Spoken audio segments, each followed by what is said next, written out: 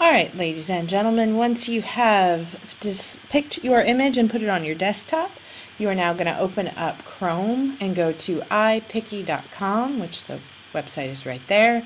You can create an account, but you don't need to. You can edit your photos without creating an account, so just hit Start Editing Now.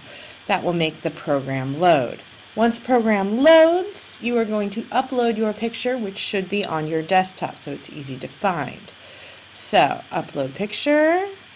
I have a whole bunch of stuff on my desktop, so I just need to go to my smashed image and open it up.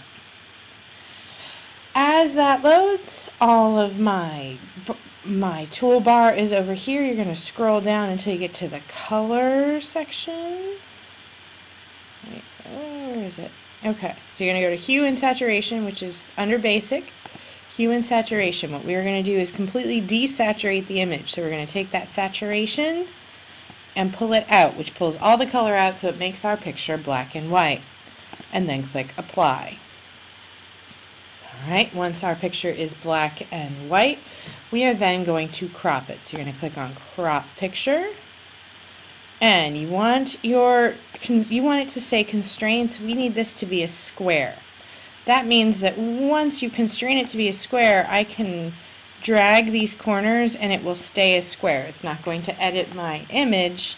Now, as you're doing that, you want to crop off any part of the image. You could crop the image like that, or you could crop even more so you don't have to draw as much. So I could crop off part of my chin if I don't like it. I could crop it so that I don't get so much of my hair.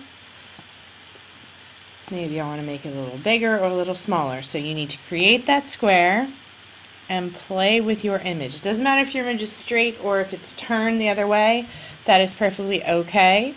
You're just looking at what is in the picture and what is not. So once you've picked your constraints, you want to apply, which is going to crop your image. So now I've got my square that is ready to move on to the next step. Next step is to find the exposure button, which I think is down here a little bit more. Don't go too fast, I will lose it. Exposure, there it is. See the button right here? Exposure. Now with exposure, you're not going to play with the first bar, but you are going to up the highlights, which is going to bring those lights lighter. You're going to up the shadows, which are going to bring those darks darker. And you're going to tweak the contrast so that it's nice and contrasty, so that you've got good lights, really dark darks, and good mediums all the way through. You don't want to play too much with it.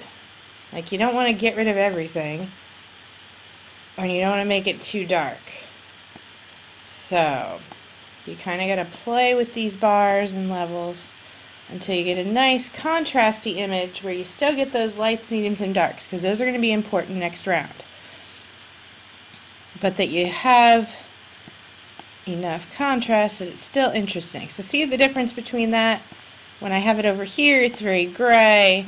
When I have it here, it's very black and white, and you can start to see those really light areas popping out. That's what I want. So then click Apply. And those are the three big steps. So now what you need to do is save, which up here you go to the save icon. Then you are going to change the file name to your name. Chesser, my period, 01, smashed. Okay, so my name, my period, let's do even 01A, smashed. You want to keep it JPEG, you want the quality to be as high as it can, and then save to your computer. You also want to save it to your desktop. Okay? Then you can close your photo and go on to our next video, which is going to show you how to turn in your paper.